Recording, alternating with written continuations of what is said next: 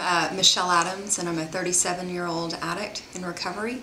The founder and executive director of Recovery Inn. By 12, was drinking on my own, and by 14, I was having blackouts from alcoholism. Typically work anywhere from 80 to 100 hours a week. 10 years, I was an IV meth user.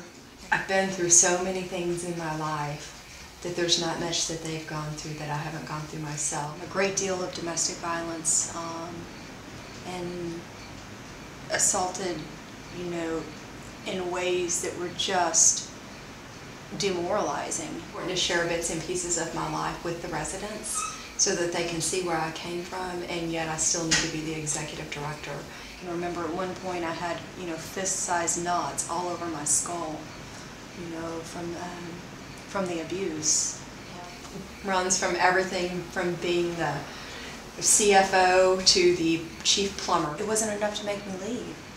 The addiction was so much stronger that if I could just get the drugs, I would stay.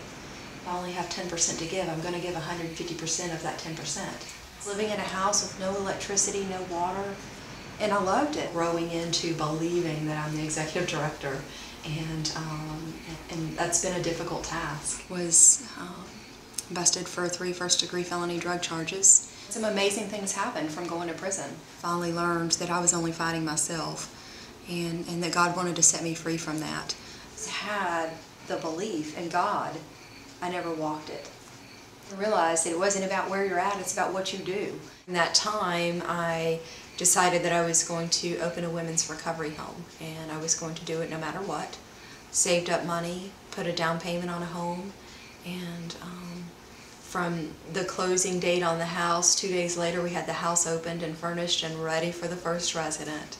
And within a week we had our first resident, and just continued to progress and continue to help these women. And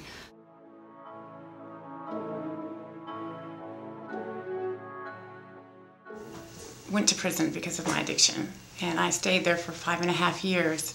I decided what I needed was a sober living environment to help me get transferred into this world. Michelle is very structured, and she's tough in the sense that looking at ourselves, not looking at other things. Her strengths become mine.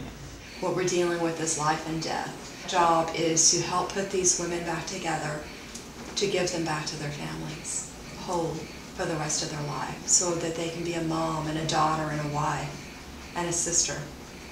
Just hope and encouragement to watch someone else do it before you. I don't have to relapse. I don't have to stay in anger. I don't have to, I can be positive. I can take that road if I choose to. She has.